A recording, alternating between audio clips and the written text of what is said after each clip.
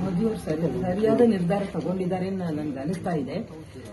ಈ ನಮ್ಮ ಕುಟುಂಬ ವ್ಯವಸ್ಥೆಯಲ್ಲಿ ಕುಟುಂಬದಲ್ಲಿ ಯಜಮಾನ ಯಾವ ರೀತಿ ತೀರ್ಮಾನ ತಗೋತಾನೆ ಅದಕ್ಕೆ ನಾವೆಲ್ಲ ಭದ್ರಾಗಿರ್ತೀವಿ.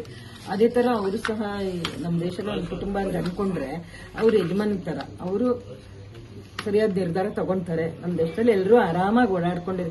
ಈಗ ಫಾರಿನಿಗೆಲ್ಲ ಹೊರದೇಶಕ್ಕೆಲ್ಲ ಆರಾಮಾಗಿ ಹೋಗಿ ಬರ್ತಾರೆ, ನೈರ್ಮಾನ್ಯ ತರುತ್ತೆ. ನಮ್ಮ ದೇಶದಲ್ಲಿ ನಮ್ಗೆ ಓಡಾಡಕ್ಕಾಗಲ್ವಲ್ಲ ಅಂತ ನಮ್ಗೆ ಅನಿಸ್ತಿತ್ತು. ನಾವು ಈ ಟಿವಿಯಲ್ಲಿ ಇದರಲ್ಲಿ ಪೇಪರ್ನಲ್ಲಿ ಎಲ್ಲ ನೋಡಿದಾಗ ಹಂಗೆ ಅನಿಸ್ತಿತ್ತು, ಅಯ್ಯೋ ಎಷ್ಟು ಕಷ್ಟ ಇದೆಯಾ ಅಂತ ಅನಿಸ್ತಿತ್ತು.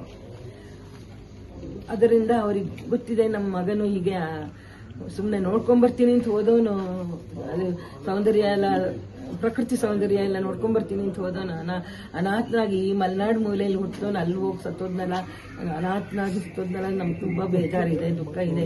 ಇನ್ನು ಇದಕ್ಕಿಂತ ಹೆಚ್ಚಿಗೆ ಏನು ಹೇಳೋದು, ಅವ್ರು ಸರಿಯಾದ ನಿರ್ಧಾರ ತಗೊಳ್ತಾರೆ. ಇದೆ ಅಷ್ಟೇ ನಮ್ಮ ಎಲ್ಲ ಕುಟುಂಬದ ಸದಸ್ಯರದು, ಬಂಧು ಬಾಂಧವರದ್ದು ಎಲ್ಲರದ್ದು ಇದೆ ಅಭಿಪ್ರಾಯ ಇದೆ.